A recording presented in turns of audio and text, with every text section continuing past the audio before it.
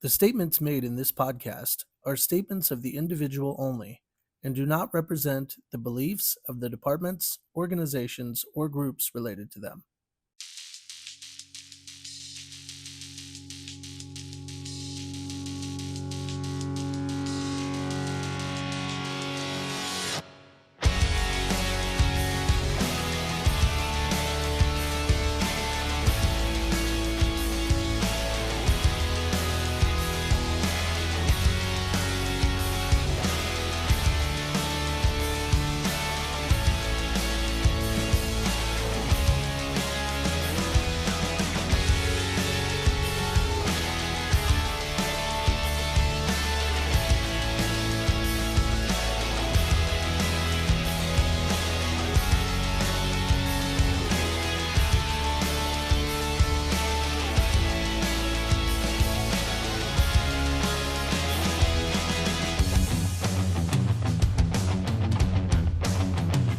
All right, Sheepdog Nation, welcome back to our monthly podcast. And this is podcast number 8. And we've got an exciting guest with us today, Adele O'Rourke. And we're not going to use her married name today, so we'll just leave it at that. But we're joking about that. But she is recently married. Mm-hmm. How long has it been? Not even a year yet. Not even a year. Yeah. So newlywed Yes. with us. One of the exciting things is Adele is our first female law enforcement officer. And we're excited to hear her story and, her be able to share some of her experiences and thoughts as a sheepdog. And as always, we're going to have a casual conversation and we'll go from there. So first and foremost, welcome to Sheepdog Nation. Thank you, sir. Thank you. All right. So I always say that I'm going to come into these more prepared, and then as I get ready to prepare, I go, no, I don't want to prepare. I'd like these to be natural, and us just have a conversation and talk about things that come to mind. And to your point, we were talking about earlier, it not being scripted, right? So a few things that I've been thinking about, though, and wanting to unpack, and we'll kind of get to them. One is just letting the audience know that we just finished our annual gala. Yes, we did. This past Saturday, and today is Wednesday. So April 27th, we did our annual gala, and you were our guest speaker. Yes, it was a huge honor.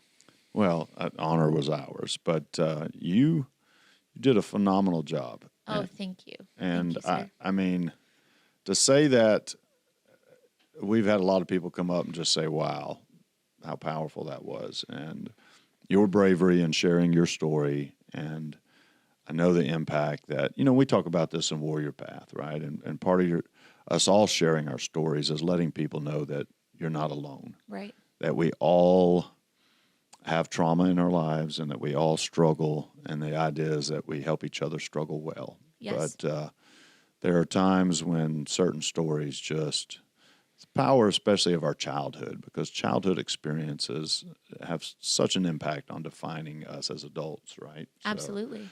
So, very powerful in that piece. But before we're going to circle back to the gala, and obviously we're going to talk a lot about your story today, but it's kind of funny how we've connected and how today's made possible, right? Yeah, it is kind of wild. Right? And, I went through Warrior Path 5 years ago, roughly now, and a mutual friend of ours was one of my teammates, and Scott, and he, veteran, but his life really short period of time in the Army, but his life today is defined as a law enforcement officer himself, right? And so you're both in the Seattle Police Department, or it's a suburb of Seattle? Yeah. Okay. We're both South Seattle. We're both in Renton. Renton, okay. Yeah, so it's just about 150,000 people. We border Seattle, so it's a pretty busy area. It's part of the Valley, which is a larger area just south of Seattle. Okay. And you've been with that department how long? Almost 8 years. 8 years. Yeah. Okay.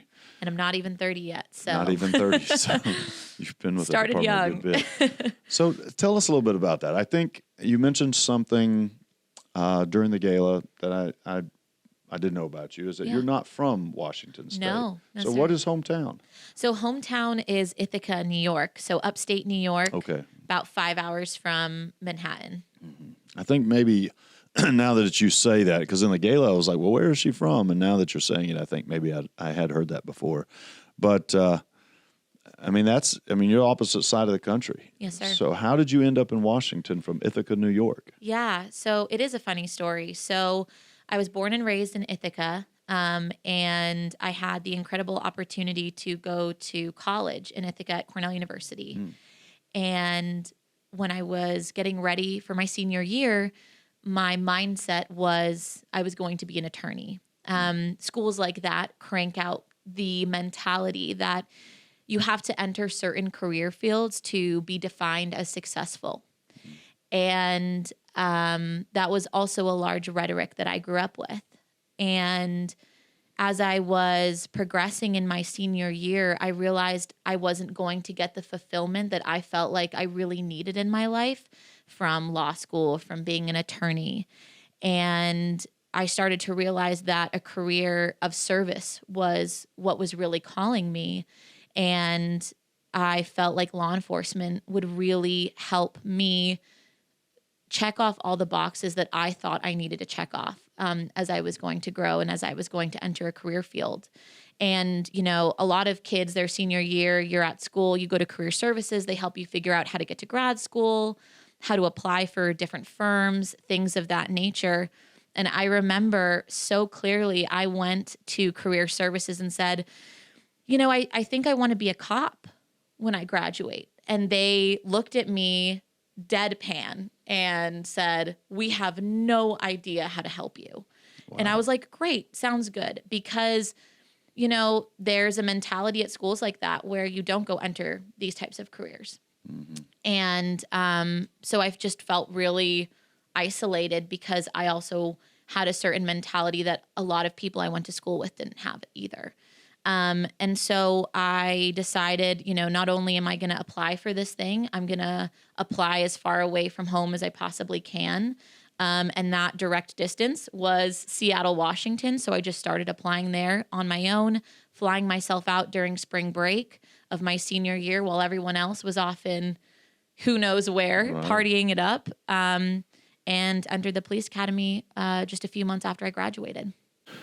There was nobody in Washington State. The law enforcement community over there wasn't recruiting you. No, sir. You specifically said, I'm going to get as far away from home as possible. Yep. And you looked at a map and you said, why not the Seattle, Washington area? Exactly. And you pursued that region. I did. To go Only. there. I didn't apply that was your target. There. That was place. it. Yep. Wow. No, so outside of distance, was there anything else about Washington that really intrigued you?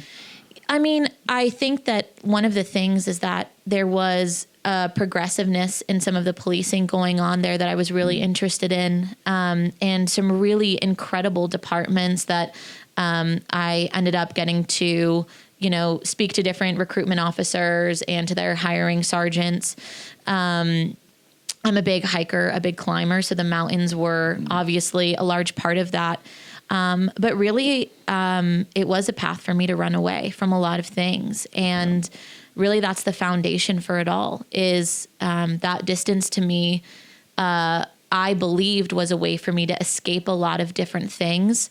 And of course, as you and I both know, it doesn't matter how far you distance yourself from those things. They are going to still follow you wherever you go. But that's what brought me there. Yeah.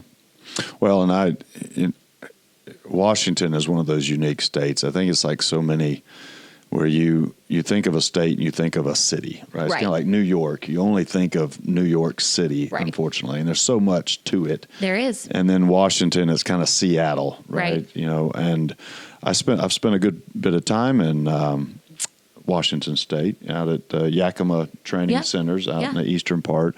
But one of my favorite experiences is I was preparing for a lot of severe mountain climbing in the military and beyond. and went and did glacier training on Mount Adams. Nice. Mount Adams is beautiful. Beautiful I love that mountain. climb. One of the toughest, most challenging climbs. We went in June when there wasn't supposed to be as much snow, and we hiked about 10 miles in further than we were supposed to because there was so much snow still on the ground. Absolutely. We had to hike it in, but a powerful experience. Loved it. And then Mount Rainier, Of course. one of my favorite places in this country. Just so It's beautiful, incredible. right? Yeah, we're So, very blessed to be able to have such incredible landscapes living out there. Yeah, the outdoor place, that whole West Coast, it's just amazing. It is. If you want to be outdoors and you want to experience so many different opportunities, right? Yeah. So I want to go back a little bit to, what was it that kind of drew you into the law enforcement idea that you wanted to be a police officer? Mm-hmm. What do you think that trigger moment was? It was kind of your senior year when it really hit you? Yeah. And, I mean, that's a big turning point. Going into, you wanted to be a lawyer. That was kind of your career path. Yep. And then your senior year, like, no, I think I'm going to be a cop. Yeah. What do you think the tipping point was for that? So I had done a lot of volunteer firefighting from the age of 16 up. I actually lived at the fire station 2 years or a year of college. And basically you get to bunk there, you get to live there, and you don't have to pay. And obviously you're working calls. Okay. So I loved that. And I think that's maybe what started that mentality of service, the importance of service, giving back to your community. But I think my senior year, I saw everyone else running around trying to figure out what they wanted to do, making all of these decisions. And I realized that a lot of those decisions that friends of mine were making didn't align with a lot of my values. And, I was also dealing with, as you know, a significant amount of trauma already. And some of that trauma really aligned itself with becoming a police officer, being a voice for those that a lot of the time are rendered voiceless. And I thought that was really the best way to create a path for myself that incorporated not only the intellectual side that I was passionate about, but that physicality that I was passionate about, doing something active every day that made a difference. And that really came together in the form of being a police officer. Wow. Okay. And I don't want us to go too deep into this, but for the audience's sake, can you share just a little bit about your childhood experiences that, to your point where you say, protect some of the weaker, it's our children. For me, it's children and women that are in abusive situations. Right. Let's just be real about it. Right. It's like, there's not a lot of cases where men are in abusive situations. Yeah. Okay? It happens. Absolutely. Yeah. And so let's, this is that deep conversation that sometimes people don't want to have, but women and children. And as a young girl, you were unfortunately put in a very bad situation. So I was. So growing up, there was a delicate balance in my house that existed from the time I was born. I was actually adopted, and to two people that I love to the ends of this earth today. And how old were you when you were adopted? I was actually just a baby. Okay. Yeah. And I actually do have a very close relationship with my birth father today. Wow. Yeah. Which is its own story, so many things to unpack. So by the age of 7 was the first time I experienced sexual assault. And, that was obviously a defining factor for my childhood because the innocence of childhood was lost. And I think, a lot of people talk about innocence being lost when you've experienced sexual assault as a child. But I think one of the biggest things that we don't talk a lot about is the loss of what it feels like to feel joy. And I'm sure that so many survivors have experienced that. But it's not talked about a lot, and what joy can mean for the development of a child and then for them progressing into adulthood. Yeah. Joy is so significant and so important in living a full, authentic life. And when that's pulled from somebody, it really does dictate the way that they not only show up day to day, but the way that they then process, the way that they exist in this world. And so I really lost that joy. And those assaults continued for a number of years. And so it took me a very long time to re-engage with the world in the way that's truly authentically me, versus the way I used to engage with the world. Yeah. I mean, Adele, it's, as a father of two little girls, right? And even my son, it's a worry, but, the predatory nature of men on girls and women, right? And so as I hear your story, and I had I think this is a piece that I've never shared on one of our podcasts, is a sexual experience at age 12, 13, right? And it was an abusive babysitter. But for a young man, it wasn't an assault, right? It was a young girl. I'm 12, 13. She was probably 15 at the time. And so for me, as I got older, having that sexual experience for me as a boy trying to figure that stuff out, I thought, well, I must be a man now, right? Which is not a healthy thing for me, from sexual relationships. That has impacted me my entire life, right? Because the unfortunate side was connecting sex with love. Right. That if sex wasn't involved, then it wasn't love. Right. Right. So very skewed definition that impacted me in relationships, even to this day, I'm trying to overcome. Right. So, I always used to think back on that, not as I got older, not as much for myself, but I worried about that young girl, because if at 15, she was in a sense taking advantage of me, molesting me, what was happening to her? Right. Right. And so, as a father, you think about that for your own children, especially Absolutely. your daughters. It's like, oh my God. And it's a little bit of that helicopter dad where, no, she can't stay the night at anybody's house, Right. my girls, things like that. And so we're just very protective of the reality of knowing that, young people can be put in just such horrible positions, and they have no control over it, unfortunately, right? With adults and the way, again, predatory men can take advantage of young people. So Absolutely. And it's an incredibly prolific thing. And as much as we want to turn our eyes away from those darkest sides of society, without the knowledge about what's truly going on, how do we protect our young people? And that's one of the reasons that's one of the reasons I became a police officer, right? So internally, I was having this, I'd never spoken about my sexual assaults to anyone. I was having this internal battle about blaming myself, it being my fault, not understanding what really had happened. And also knowing that I wanted to find some way to go back and protect myself. And that's not possible. I can't change what happened. It can't change the past, right? Yeah. But I can move forward, and I can be a voice for the young people that I work with, and I can protect people. And so that was, I became a police officer, but most importantly to me was then 3 years later becoming a detective in the sexual assault unit, specifically working with survivors of sexual assault, both adult and child, but now primarily with children, and being a part of their journey. And not only, it's honestly selfish to be in the position I am sometimes, because I know that I am helping. I know that I'm helping with cases and investigating, but the amount of empowerment that I get from those young people who are so incredibly strong, stronger than I ever was, or ever could hope to be, coming forward and speaking their truth.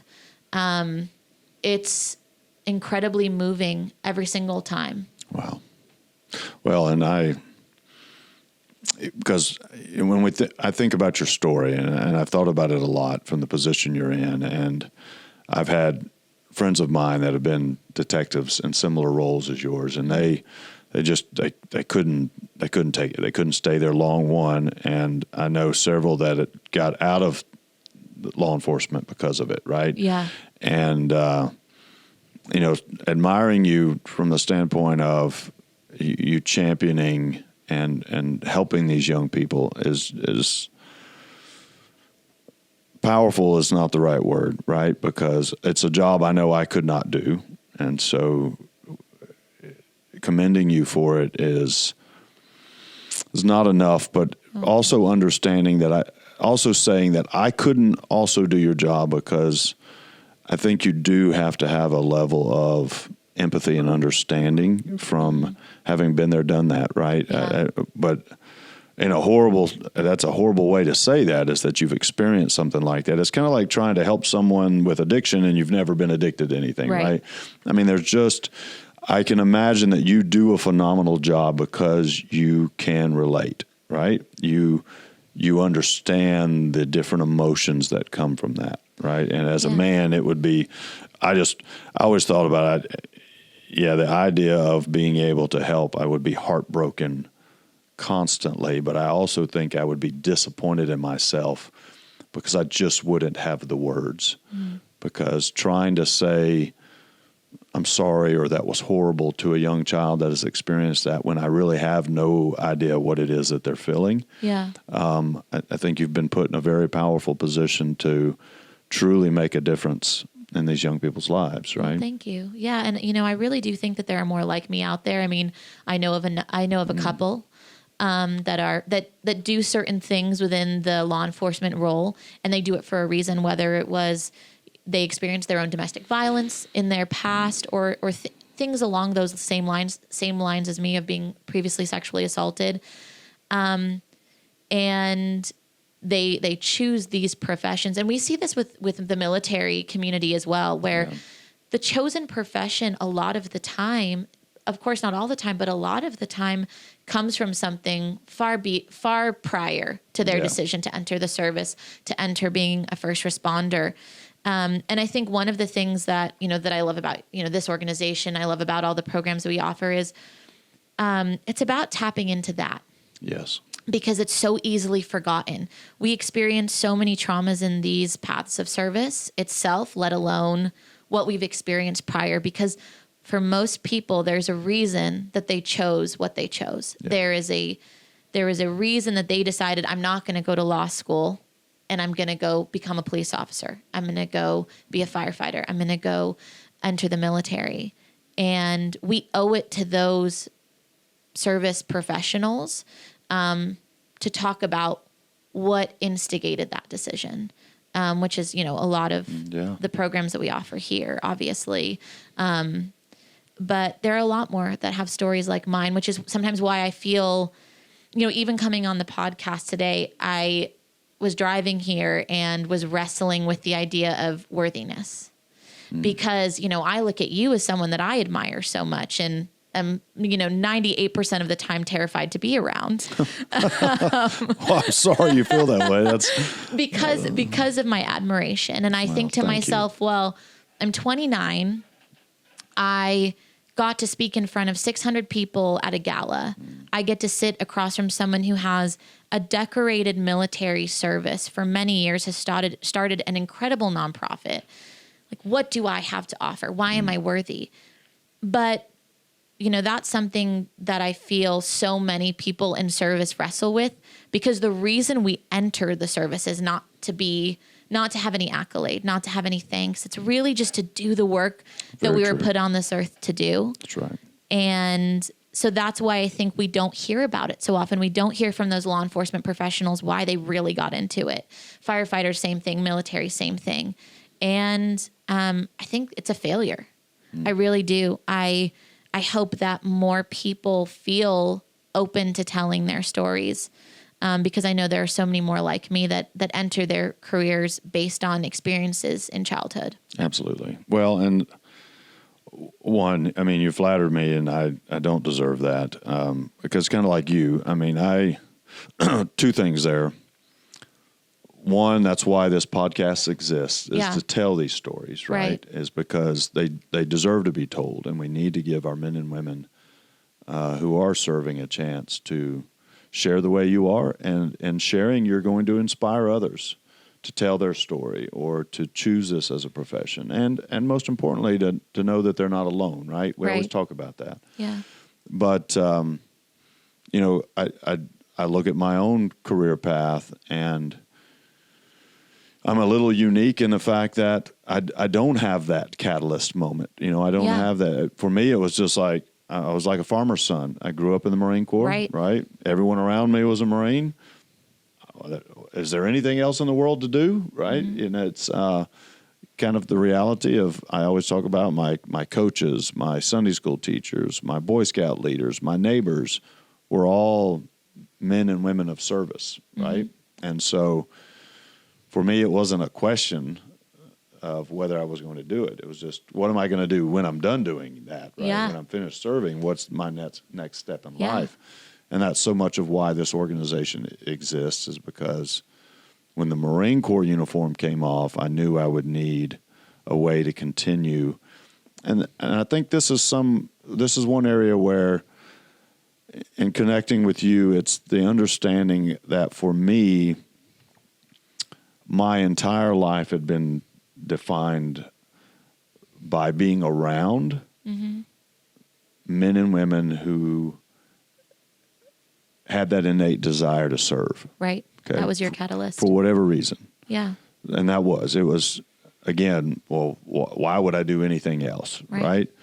But in knowing that when I took the uniform off, where I was unique, and why, for me, this organization, this is that selfish side. For me, this organization was about me, because I needed the ability to continue being around heroes like yourself, right? Because that's all I knew were men and women who wanted to serve and protect others.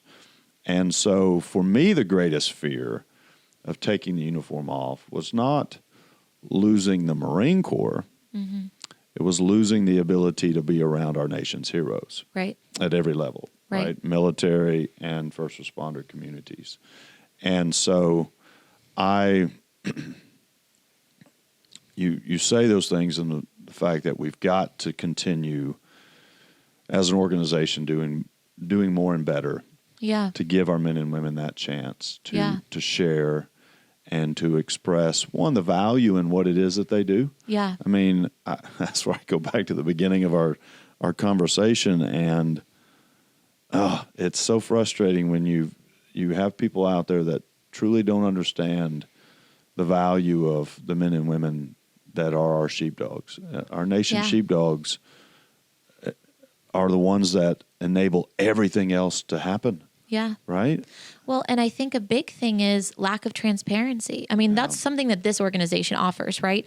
We're not hiding what military personnel do. We're not hiding what law enforcement, firefighters are doing. We're trying to showcase them. We're trying to uplift them, and not only to each other, but to the community in general. When I became a police officer, my parents had never been around a police officer before. They didn't know, I didn't grow up with any military personnel, people that had served other than my grandfather, who wouldn't talk about it. He was in World War II. There was no way he was going to say a thing to his granddaughter about, what he'd experienced. So that world to my parents and to their friends was closed off. They didn't have maybe the same personal interaction with it. But as soon as I became a police officer, I watched individually as each of those people's interactions with law enforcement, firefighters, military personnel changed, because now they had a personal perspective. They had an interaction with someone that they knew, and that person entered that world, and I was transparent about it. And that's what I think also this organization does, is we're showcasing the incredible work that's being done by those different groups, whether it's after they've retired or during their careers of service.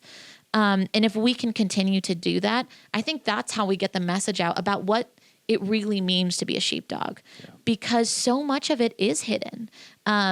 I didn't know half of the things. I remember entering the police academy as this very green, I just turned 22. I didn't even know how to load a magazine. I was putting in bullets backwards. Every other person in my police academy class had served. Almost every single one was a veteran. And they didn't judge me. They uplifted me, which turned my mentality towards the veteran community immediately. I had never been around individuals of that military background, other, again, like my grandfather, who didn't talk about it. And I slowly started to see this other world that I was becoming a part of, but I don't forget what I felt like prior to it. And so, that's another thing I'm passionate about, is really opening people's eyes to what's really happening, opening people's eyes to the type of work first responders are doing, the type of work to what, military and veterans are doing, because a lot of it people just don't know, and they don't take the time to know, right? Because it's not a part of their day to day. So why would they bother? And it's really our duty to say, here's what's happening. Here's what we do. Here's what we see. Here's how you can support us. And also, how can we support you? Yeah. And it's those conversations that I'm really passionate about as well, and another reason that I, even agree to talk to you like this, because if it means someone now has a better understanding of not just my story, okay, here's why I became a cop, but here's why so many people do. Here's why so many people want to serve with their lives. It's so much deeper. And it's important people know that. No, and you hit the nail on the head. And I was thinking about, sharing the power of what it is our men and women do. And, some people have a hard time hearing it and dealing with it. And, we experienced at the gala this past Saturday night, we shared the Boulder Crest video. Yes. About the law enforcement officer, female. Yeah. And you got to see in that short film the trauma, right? Yes. And ultimately you see her traumatized, but you don't know why yet. And then the story builds, and then you understand why. And it's the death of a young child that, she was responsible for trying to protect, right? Yeah. And the unfortunate side is we had a couple people that left the gala after that video. I don't know if you knew that or not. I didn't know. They watched it and they got up and left and didn't come back because it was so powerful. And we don't know their stories. We don't know what it was that may have triggered them, maybe something similar. And we had people that commented that that was really powerful. I have chills just us talking about it, let alone watching it. And that's where maybe we'll add that link to that video at the end of this podcast so that people can see it. But people need to see it, right? Yes. They've got to hear those stories. They've got to understand what our men and women in uniform do. Yeah, and it stretches to so many different groups of people, within these service communities. There's so many different types of jobs, within the military, right? There's so many different types of specialties or MOSs that people experience, and same in law enforcement. And a lot of it just gets clumped together, or we don't take the time to learn about it. And like I was saying before, now my parents, who our relationship has really grown in these last 2 years since I've gone through Warrior Path. One of the programs that we offer here at Sheepdog is they have seen, I have now a more honest conversation with them about what I'm experiencing in my career. And it allows them to see me for who I really am, and to see my chosen profession for what it really is.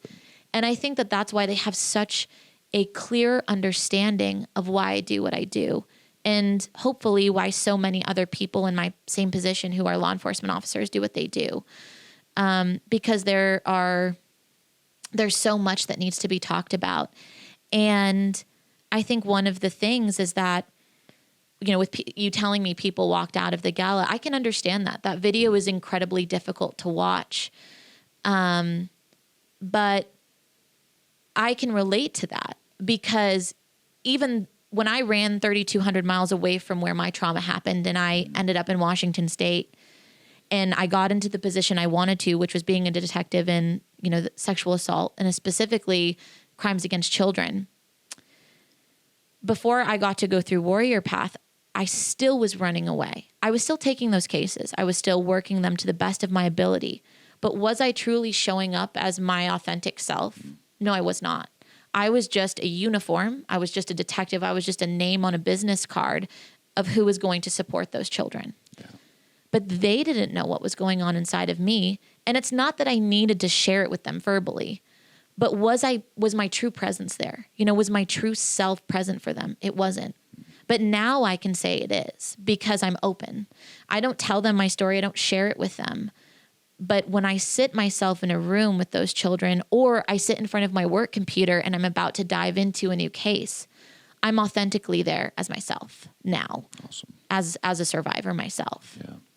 And so those people that left the gala, maybe they just need to take the time to learn how to sit through those things, because I know what it's like to run from hearing those things, run from hearing those stories, because usually something else is happening inside of us and we're just not at the place where we're ready to face it. No, and you couldn't be more right. That was the one thing that I've commented to a few people as we discussed people leaving. It was like, but that may be the beginning of an opportunity for them to start healing. It's a journey of, okay, why did I react that way? And maybe it's time for me to start facing that reality, right? Yeah. I remember what really was a big pivotal moment for me was, originally I did think I was showing up as the best possible detective I could be, as the best person to, I knew that I had a personal reason for wanting to do these crimes. Nobody else did other than my husband, but I knew it.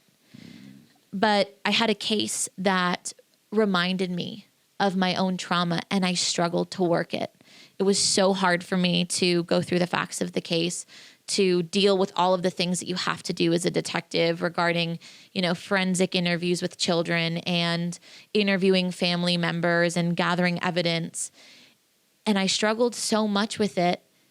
And then as, my symptoms of trauma and of my own post-traumatic stress continued to grow, I realized that I wasn't truly interacting with this work the way that I needed to be, because I hadn't dealt with my own situation.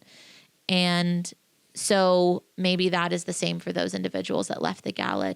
You do sometimes need that shock to the conscience to realize, something has to change, or I need to be more open. Absolutely. On that note, we're going to take a little break. Okay. And we're going to come back and delve a little bit deeper into, what it is that you do daily. Sounds great. And your department. Yeah. And talk a little bit about the men and women that you serve with, and what they do. But we'll take a quick break, and we'll be right back with Sheepdog Nation.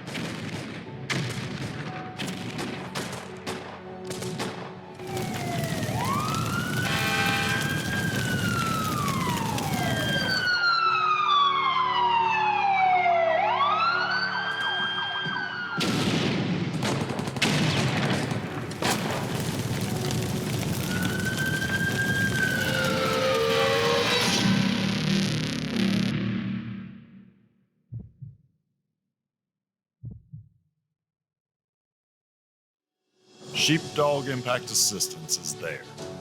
Our mission and innate desire to serve gives meaning to our lives.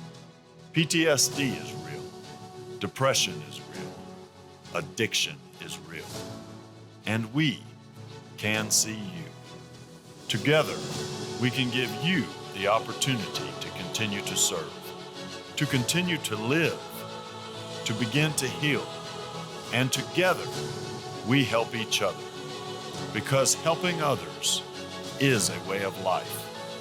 Join Sheepdog Impact Assistance, and together we can make a difference.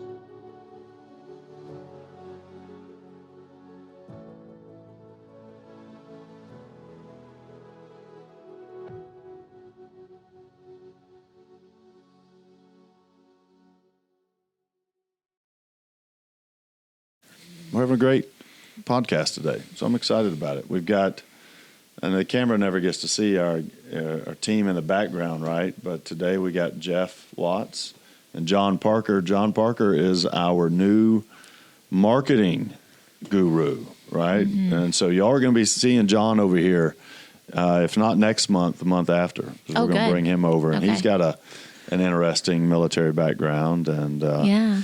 we get tired of Jeff, but we're stuck with him, so we just got to keep Well, on you know. dealing with Jeff all we can. But I, Adele, it's we're going to keep on with this, but I'll tell you what, thank you for today. Oh, yeah. just being Thank you here for with us, having me. and so we wanted to come back, and I wanted to give you a chance to share a little bit more about your department and Yeah. some of the men and women that you serve with.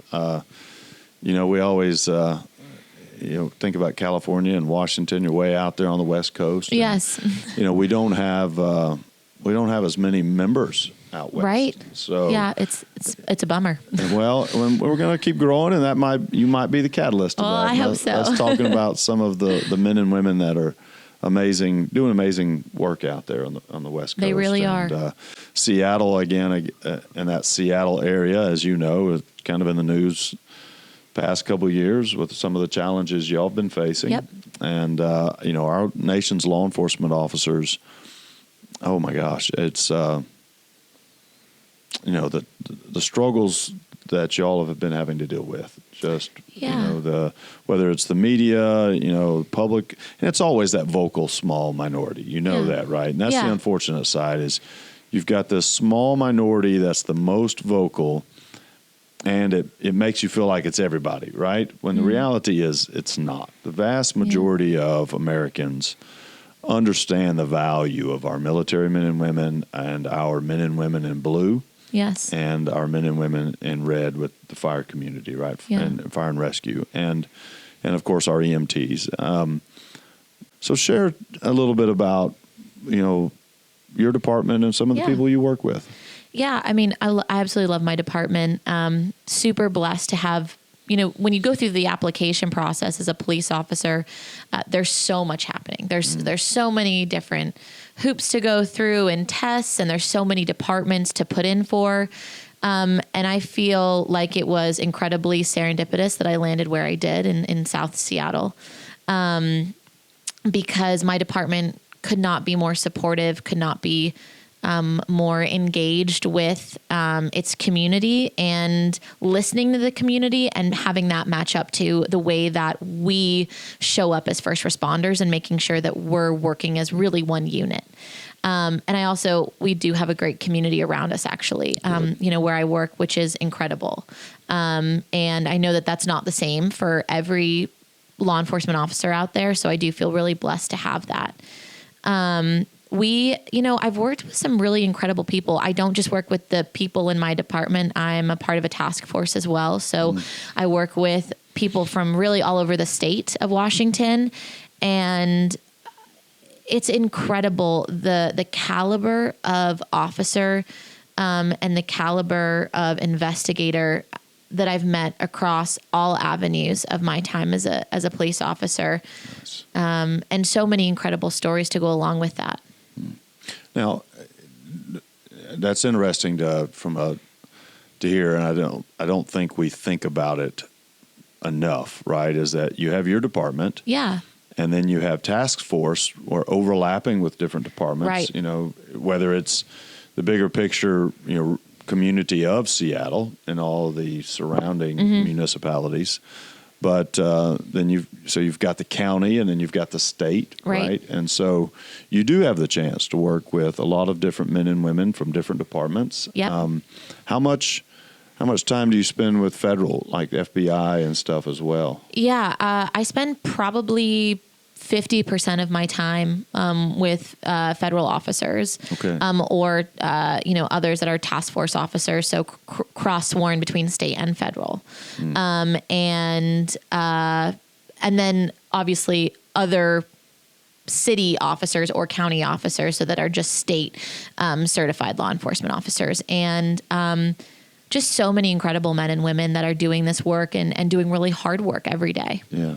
Now we talk about our mutual friend in Scott, and he has shared before about the time where he has to spend a lot of time traveling around the country. Yeah. Well, okay. Well, Scott, he has a way of working that travel system. Right. So For good or for bad, right? For good or for bad. But I can imagine, though, that when it comes to, sexual predators, child predators, I mean, they probably do move a lot, I would think. Or am I wrong there? I guess sometimes it's the TV shows or whatever where you're thinking, these people are moving from one spot to another so they don't get caught. Or they solve the whole case in an hour. Right, that's my favorite is people like, why hasn't this been solved yet? I'm like, well, see me in a year and we'll get all the evidence together. Well, and it takes you, weeks, months, and sometimes years to solve some of these cases. Absolutely, it does. Okay.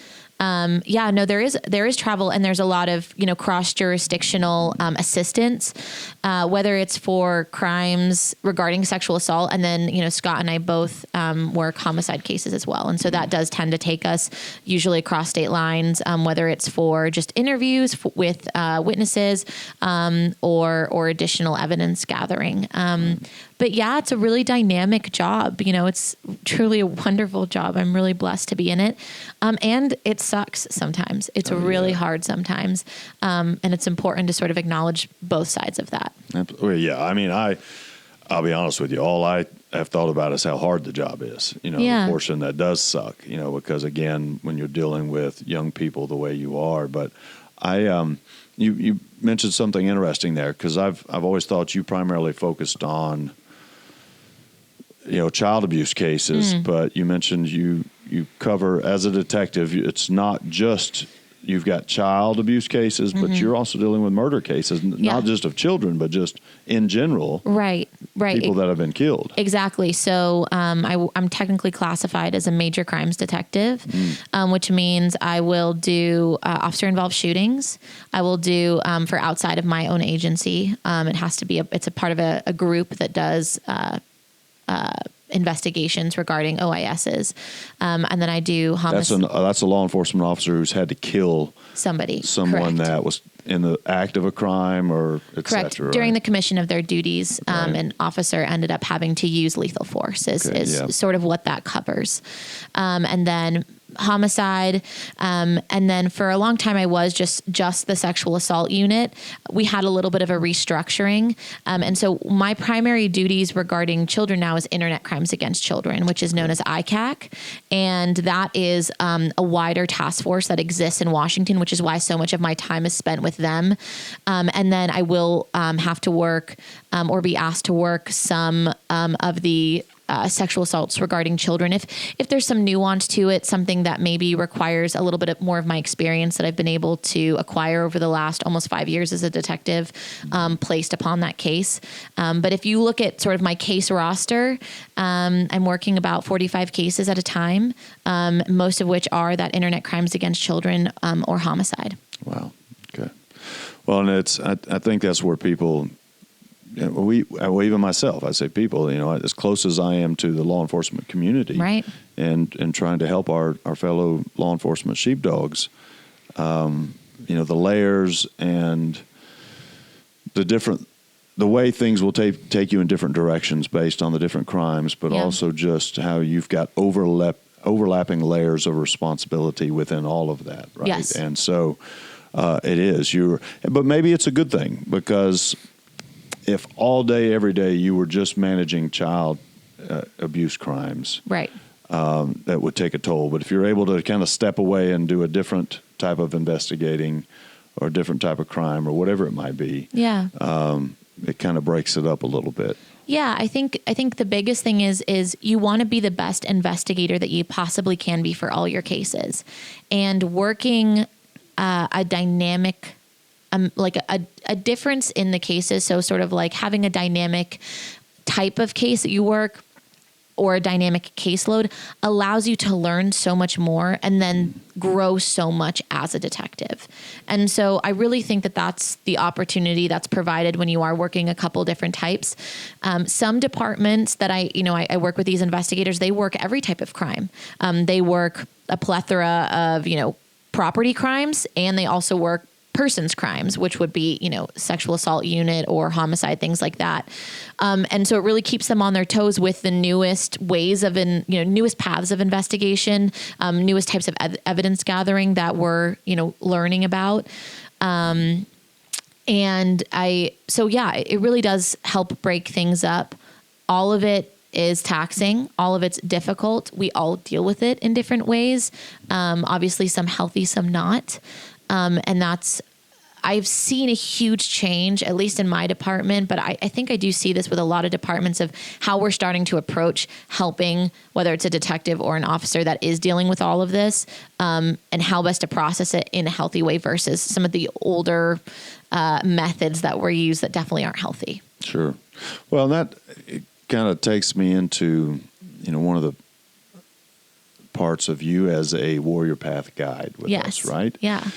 And, when I first heard your name, that mutual friend of ours, Scott, just shared, he's serving with a lot of different officers with challenges in their lives. And, obviously he has shared with as many people as he works with as possible that were willing to listen to what Warrior Path had done for him. And I'm sure you've heard his story. I have. And I think about that from the standpoint of how you came to us. Yeah. And, Scott kept saying, female course, when is there an opportunity for Adele to come out? I'd love for her to go through Sheepdog's program. And, take us to just a little bit of that, but really kind of hit on how you feel about the Warrior Path program from your perspective now as an instructor, because for the audience, for those that don't know, you can't be an instructor in our Warrior Path program, which is our mental wellness program for our military and first responder community, without having gone through it yourself, right? You've got to. We all have to deal with everything. And I haven't ever met a human being that didn't have something they needed to work on. Right? That's the thing. It's the human condition. It's not, it doesn't just fall along, the lines of being someone in the service community, in the sheepdog community. It is across every person existing on our planet today has something that they need to unpack. Yeah. And the saddest thing that I've heard over the past few years is when I talk about post-traumatic stress, and everybody else is kind of the disorder part, which is a falsehood. It's not a disorder. Is that people think, well, PTSD, that's a veteran thing, right? Only veterans have post-traumatic stress. I believe that. I believe that. That's what I knew it as well. And that's what's crazy about it is that false narrative that, again, whether it's media or just uneducated people in general that have shared that narrative, right? Then when you don't know, well, you think that's what it is. And the reality is that post-traumatic stress is the result of a traumatic experience. And all human beings experience trauma. Some greater, lesser than, and you don't want to get into that judging one trauma from another. But the reality is that post-traumatic stress is that side effect of experiencing something that unfortunately impacts your life in a negative way. So with that, how have you felt about the Warrior Path program, and how has that impacted your life, one as someone who went through it, but also as an instructor? So it was interesting. I was so hesitant to come as to all Warrior of us Path, as all of us are, right? Even me. No, I don't need it. I'm fine. Right. Well, and all of these other platforms of mental wellness are placed before us, whether as a first responder or, like I said, as a human being in general. How many people are, getting talk therapy? How many people are getting medication? Things like that. Not to say any of those are bad. They're not. But there's so much more that needs to happen in terms of mental wellness than just those things. And those of us that have partaken in those types of therapies previously where it didn't work, we think, well, what possibly could this other program offer us? Whether it, again, as a service member or just as a person, right? And I didn't even really talk to Scott about my story. I don't actually even think he knows my story, actually, as in its fullness or its breadth. You probably know more significantly about my story than he does. But I think that because he had gone through Warrior Path, he was more acutely aware of those around him and those around him that might be suffering in similar ways to which he had been suffering. And he saw that in me. And so he pushed the program. And I was actually meant to go to it in a March course, and I got COVID. And I'm so glad I did, because little did I know after that March, I would go so far down into the depths of what I would call are my lowest point. And I needed to go there. Yeah. I needed to hit that to be ready to face what I faced those first 7 days on Absolutely. Heroes I can Ranch. imagine that, yeah.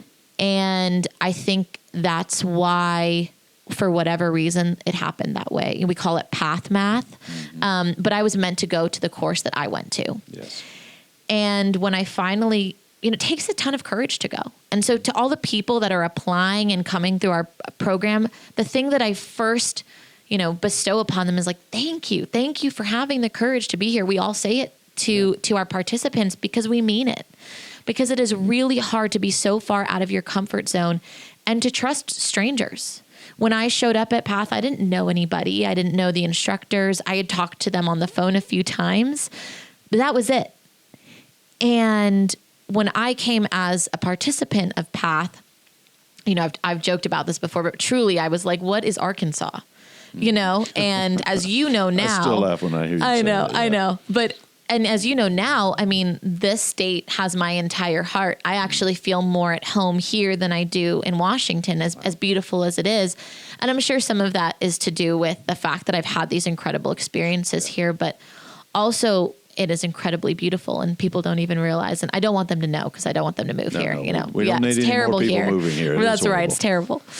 But I got here, and the first thing that scared me was I met the other 7 women as a part of my Path class. Path classes are 8 people, usually at its maximum.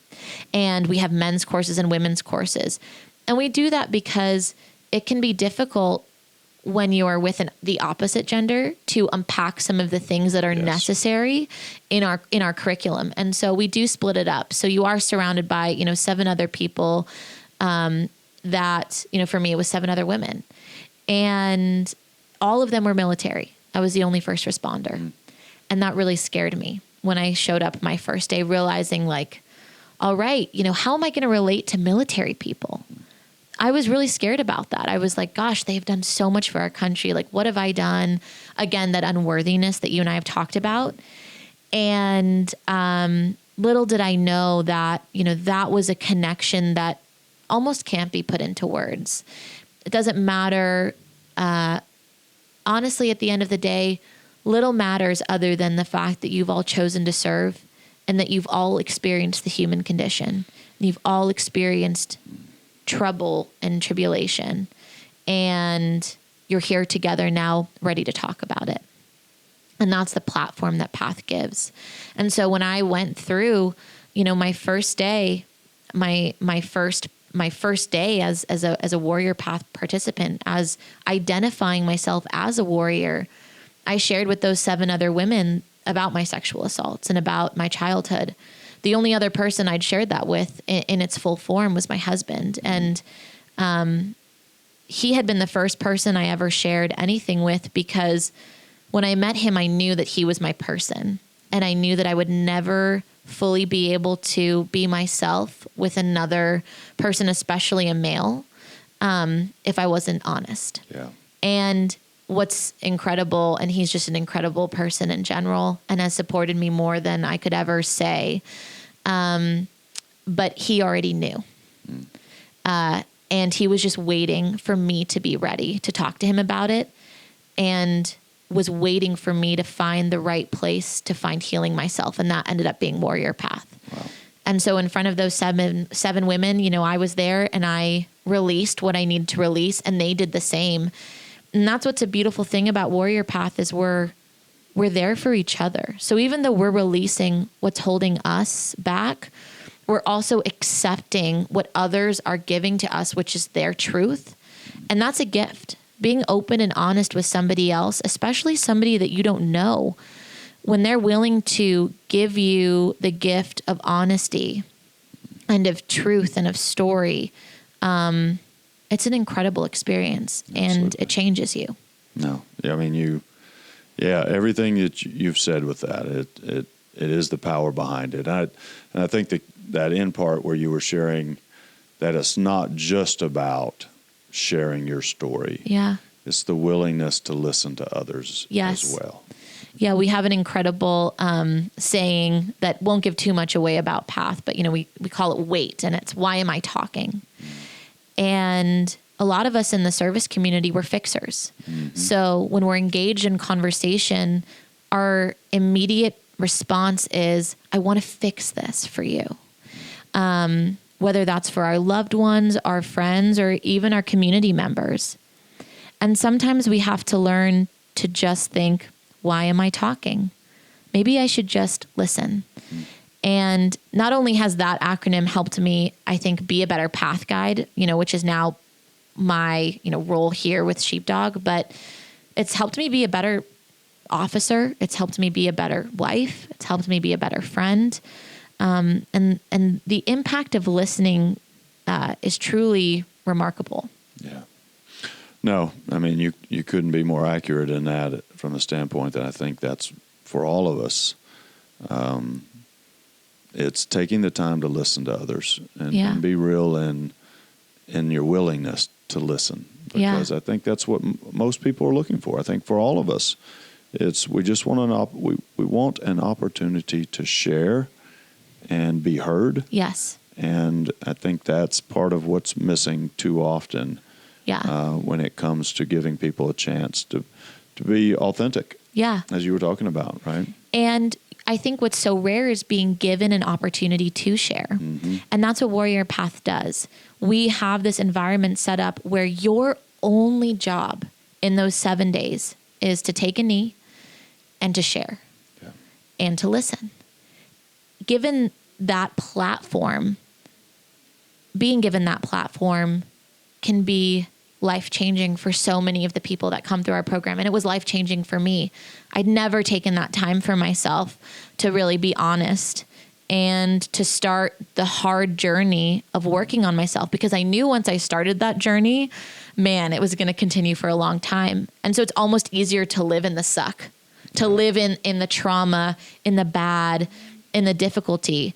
And kind of going back to one of the things we first talked about, which was joy, right? Mm-hmm. So, obviously my experiences as a child, I think the thing that impacted me the most was I didn't know what it was like to feel joy. I knew what I was supposed to feel like in joyful moments. I knew what it was like, what TV showed me or what everyone else around me acted like, but I didn't know that feeling anymore. Mm. That, from your toes to your fingertips, feeling so good. Mm. And in Warrior Path, I felt it for the first time since I was 7. And now I never want to let it go. And that's what propels me to keep working. And I think that's what propels so many of our Path warriors who go through our program to start really taking a hard look at their lives and to start progressing and moving forward and to be authentic and to push themselves in this wellness world. And, I know how much it impacted me in those 7 days. And now as a Path guide, getting to see it in the warriors that are coming through our program is just as impactful on me as it was to be a participant myself. Oh, without a doubt. I think that's the thing that I take pride in and carrying forward is just seeing the difference we are able to make in so many lives now. And it's incredible. It is. And it's what, all of our staff should obviously lean into. But that's where I challenge people out there is if our audience takes one thing away from the conversation today, it's picking up on the little things like that of, being in the moment and taking the time to be real, to listen to others and give them a chance to be transparent with you. Yeah. I can't say thank you enough for being here with us today. Yeah, thanks for having me. Really, it's scary a little bit because it's out there for the world. It was one thing to speak in front of people at the gala because, those are our local, a lot of people that locally support us and are, know about our programs and know about Sheepdog. But, this isn't something that I've really opened up to a lot about people back home. Most people don't know. They don't know that I'm a path guide. And I'm challenging myself doing this podcast to be more open, be more authentic with those people, and not have so much fear of judgment or anything that may come with it. Because, I've really found who I am through this program. And I still think I suppress it a lot being back home, because I have these two worlds. I have my Arkansas world with sheepdog, and I have my Washington world as a detective. And I'm really challenging myself with this today, to start melding those two worlds. Wow. So thank you for having me. I didn't realize that. And that says a lot, and it takes a lot. And so thank you for your willingness to share. No, thank you, sir. Because it is. But I think it goes back to even the gala the other night and now today. I truly believe that your willingness and bravery to be open and honest and to share and to begin to just, what's the saying of, nothing bad can survive the light, right? Mm-hmm. And but also a sense for you to just feel like, maybe there's some things I just don't have to worry about anymore, that you can be your real self and not have no reason to be ashamed or afraid or embarrassed or anything. And you know that you've got people in your corner, and that we love you and think the world of you. Thank you. Are so blessed to have you as part of our team. No, I'm really, truly the lucky one. So thank you. Well, we'll end on, we'll beg to differ on that. So sounds good. Hey, I hope you all enjoyed today's podcast as much as I did, and looking forward to a lot more of these to come with some amazing men and women. But Adele is someone that we're very proud to have with us, and we're proud of you. And just wow. So thank you, Sheepdog Nation, for listening to Episode 8. I keep going. We're getting down the road, and it's been fun. And we're excited about the future of the organization and the future of where we take this podcast. And the hope is that we inspire others, right? In sharing our stories and being open and honest and transparent with the things that we're doing, that we have an opportunity to inspire you to make the changes in your life that you need to be the best version of yourself. Thank you again, Adele. Thank you. Thank you. All right. Thank you, everyone. We're out.